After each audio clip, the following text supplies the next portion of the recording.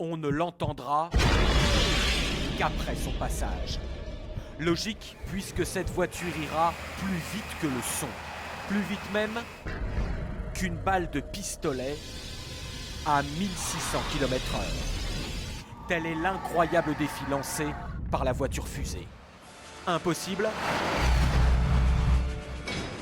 Elle est pourtant bel et bien en construction. Ici, dans ce hangar de Bristol en Angleterre. Une cinquantaine de techniciens et d'ingénieurs de haut niveau s'y affairent, utilisant les technologies du secteur aéronautique et spatial. Bien sûr, cette voiture ne servira jamais à aller faire ses courses et n'aura aucune utilité directe. Le but est de motiver la prochaine génération de Britanniques. Le Royaume-Uni était une grande puissance industrielle. Ici, à Bristol, autrefois, on construisait des navires. Mais aujourd'hui, on ne le fait plus. Et les jeunes veulent devenir footballeurs, célébrités ou chanteurs de variété. Ils ne veulent plus construire des choses.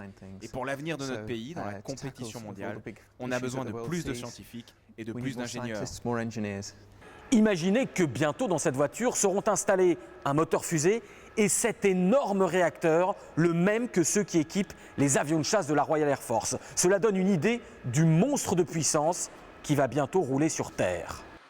Et l'homme qui va prendre les commandes de ce monstre s'appelle Andy Green. Ancien pilote de la Royal Air Force, il deviendra l'homme le plus rapide sur Terre et nous raconte par le menu sa course folle. À basse vitesse, pour nous, c'est 4 ou 500 à l'heure. Ce sera presque de la conduite classique. À 6, 700, 800 km/h, des ondes de choc vont se former. Puis il y aura le bang lors du passage du mur du son vers 1200 km/h.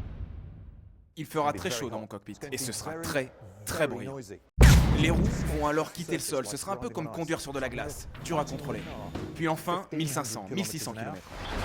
La plus petite action sur le volant entraînera une réponse très violente du véhicule. Voilà, tout ça, ce sera mon boulot. 2, 1. Les tests ont déjà débuté pour le moteur fusée. Ils sont concluants, même si aucune caméra ne résiste à son souffle. Et c'est en Afrique du Sud, dans ce désert ultra plat, que sera tenté le record final. Les équipes y sont déjà à pied d'œuvre. Aujourd'hui, elles testent la retransmission vidéo de l'exploit. Comment suivre une voiture qui ira aussi vite? Réponse: avec un avion de chasse. On veut pouvoir assurer une retransmission d'image en direct à 1600 km/h et communiquer aussi avec Andy aux commandes à cette vitesse-là. Il va falloir que ça se fasse dans des conditions de sécurité absolues. Et notre mission, c'est que tout se passe sans accroc.